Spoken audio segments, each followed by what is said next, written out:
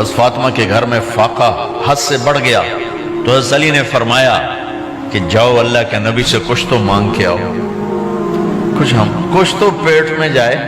زندگی میں کبھی ایسا موقع نہیں آیا، یہ ایک دفعہ اتنا فاقہ آیا کہ حضرت علی جیسی ہستی نے بھی کہا جاؤ، تو آپ تشریف لائیں اور دروازے پہ دستک دی تو اتنا پیار تھا۔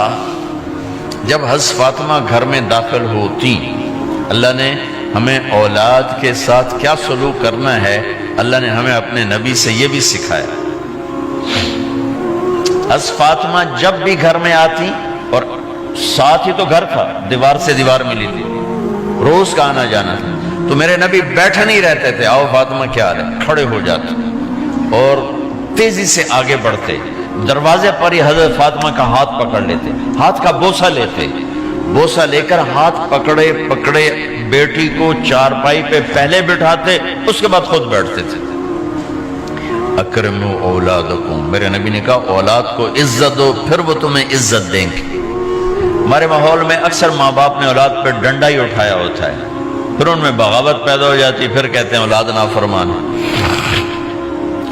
آپ نے دستک دی تو کہنے لگے یہ تو فاطمہ کی دستک ہے، خیر تو ہے، پہلے تو کبھی اس وقت میں آئی نہیں، تو آپ نے ام ایمن سے کہا دروازہ کھولو۔ ام ایمن نے دروازہ کھولا تو آپ نے استقبال کیا، بٹھایا، پوچھا بیٹی کیا ہوا، اس وقت میں کیسے آئیں؟ کہا یا رسول اللہ بہت فقر ہے، بہت بھوک ہے، آپ کے پاس سنا کچھ مال آیا ہے، کچھ ہمیں بھی دے دیا جائے۔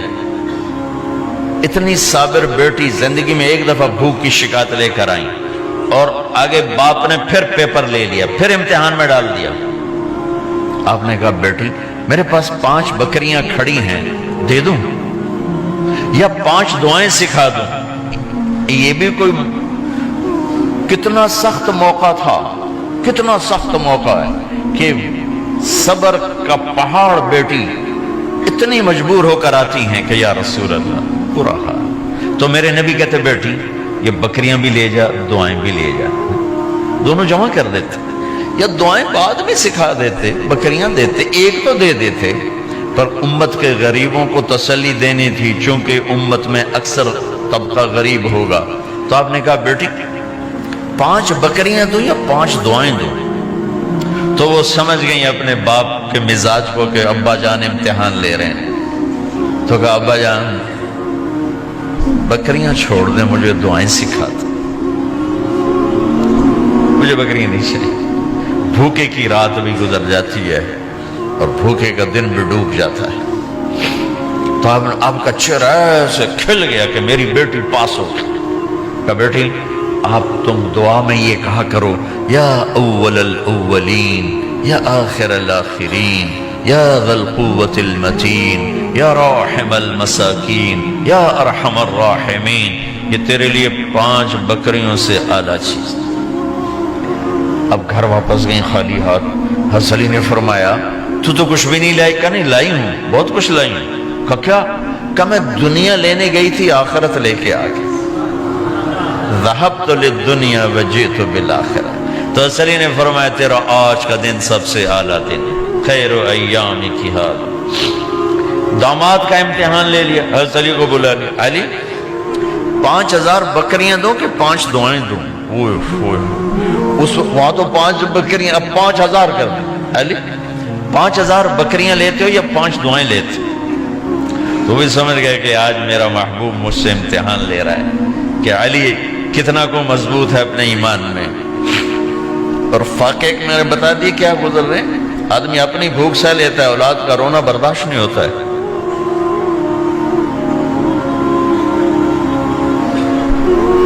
علی 5 دعائیں دوں کہ 5000 بکریاں؟ حضرت علی نے عرض کی یا رسول اللہ دعائیں سکھا دیں، بکریاں نہیں چاہیے۔ میرا نبی کا چہرہ کھل گیا کہ میرا داماد بھی پاس ہو گیا۔ علی تو یہ دعا مانگا کر روزانہ، اللہم اغفر لی ذنبی ووسع لی خلقی وبارک لی فی رزقی وقنعنی بما رزقتنی ولا تذهب قلبی الی شیء صرفتہ عنی۔ یہ 5 دعائیں تو مانگا کر، 5000 بکریوں سے زیادہ ہے۔ اللہم اغفر لی ذنبی، اللہ میرا گناہ معاف کر، وسع لی خلقی، میرے اخلاق عالی شان کر، بارک لی فی رزقی، میرے رزق میں برکت دے، قننی بما رزقتنی، مجھے لالچ سے نکال دے، مجھے لالچی نہ بنا، مجھے حریص نہ بنا، ولا تذهب قلبی الی شیء صرفتہ عنی، جو تو نے مجھے دیا نہیں اس کی میرے اندر سے طلب بھی ختم کر دے، مجھے اس کا طلبگار بھی نہ بنا، کہ یہ 5000 بکریوں سے زیادہ ہے۔ بس فاطمہ رضی اللہ تعالیٰ عنہ سے ملنے گئے، کہا بیٹی میں اندر آ جاؤں، میرے ساتھ عمران بھی ہیں، ایک صحابی تھے عرب سردار، میرے ساتھ عمران بھی ہیں۔ کہا ابا جان میرے گھر میں اتنی چادر نہیں کہ اپنے آپ کو چھپا سکوں، پردہ کرنے کے لیے میرے پاس چادر کوئی نہیں، تو آپ نے اپنی چادر اندر دے دی، کہا اس سے پردہ کرنا، تو لپیٹ لی۔ اب اندر آئے تو آپ نے پوچھا میں نے سنا تھا تو بیمار ہے، میں ذرا حال پوچھنے آیا ہوں، تو باپ کو دیکھ کے آنسو نکل آئے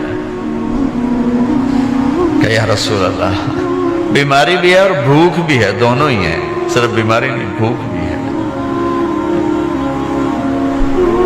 بڑے بڑے مصیبتوں سے لڑ جانے والے ماتھے پہ کبھی بل نہ آیا، بیٹی کے آنسوں نے پگھلا بھی دیا اور رلا بھی دیا، آپ بھی رو پڑے، آپ بھی رو پڑے۔